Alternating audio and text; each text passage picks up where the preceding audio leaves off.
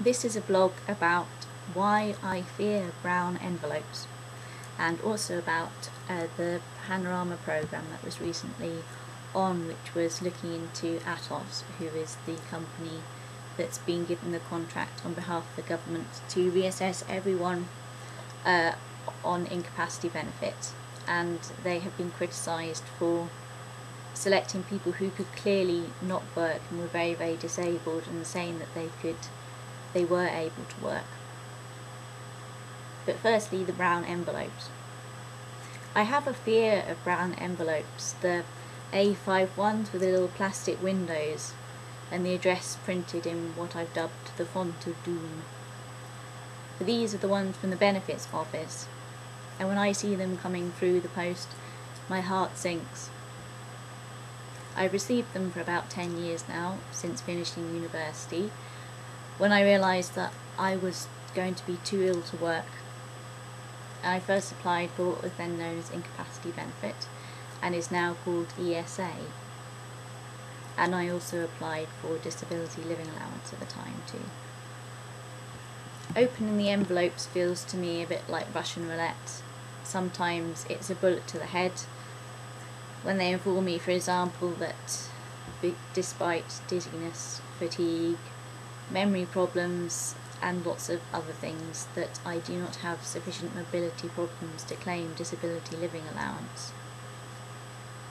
Sometimes the envelopes will say that I need to go to be reassessed for my benefits, even though I'm no different now than I was 2 or 3 years ago. I still need to get reassessed almost every year, and I have to fill in a 40-page form, which, if you've got a disability like me, is not easy to do.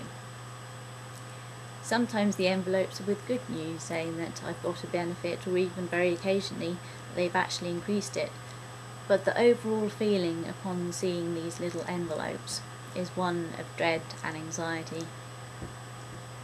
And this feeling for me comes from the fact that another person who I've probably never seen or met is making a decision on my behalf of what I do and don't need.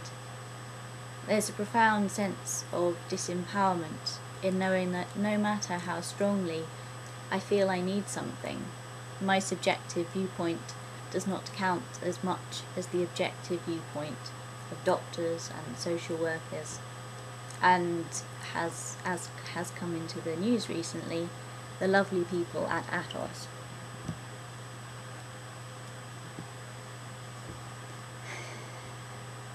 So Atos is a real example of the complete insaneness of taking someone's objective assessment of a person that they've never met before, that they only see for 20 minutes at a time, taking that and using it to base something as important on as whether you get money to live or not, and taking that and completely discounting what the person who is ill themselves say.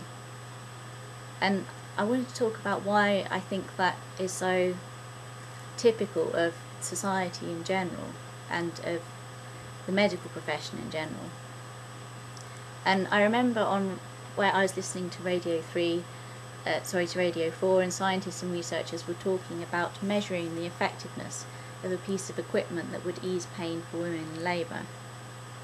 They talked about the difficulties of measuring it, how they measured heart rate and blood flow and blood pressure tests, skin connectivity tests, measuring how well the equipment stayed in place as the woman moved around, and bemoaning the fact that none of these things were really accurate measurements of the effectiveness of it. And the woman doctor in this, and I don't think that it was a coincidence it was a woman, said to the other 2 scientists, "Well, why don't you just ask women how effective they think it is?" There was a shocked silence following this, until one of the doctors stuttered, "We can't use that, that's soft data, it isn't accurate, we can only use hard data." And what they mean by this, that soft data is subjective experience, and it's not seen as scientifically valid as objective measurements, which are known as hard data. And I felt that this was very interesting when it comes to how people are assessed for help. David Cameron and his Minister for Health say in the Panorama documentary that what they are trying to do is tough love, trying to show people who are not working that they are able to achieve more than they think, and helping them to get back into work. And they seem to have no idea of how patronising that is. It's basically saying, well, I know you think that you know what you can do and can't do, but we know better.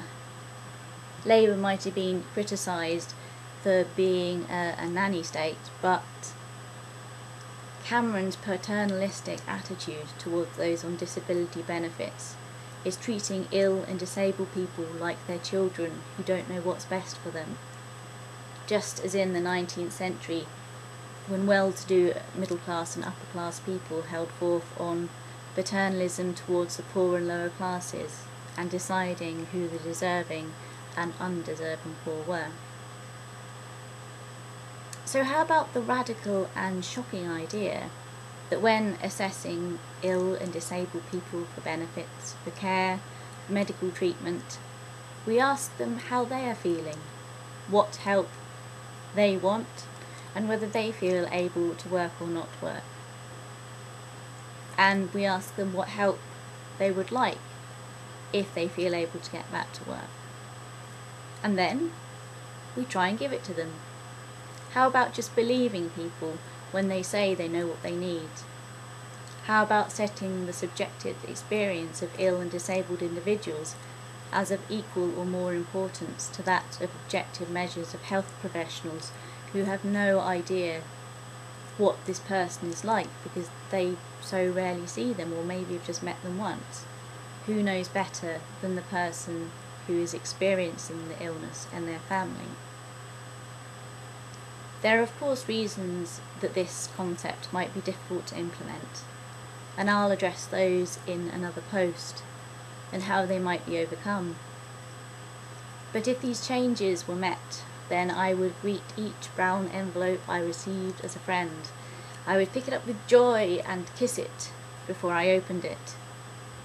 And just feeling not afraid that things I need might be taken from me because other people say I don't need them would make such a difference to my life and the lives of millions of disabled and ill people. So, if you watch this and agree, or at least agree that the way that disabled and ill people are being assessed for benefits and the benefits cuts are wrong, then sign the petition below or write to your MP. I will be explaining in my next post how I feel that benefit reforms could be made that would benefit both society, save money and help disabled people. Thank you for watching.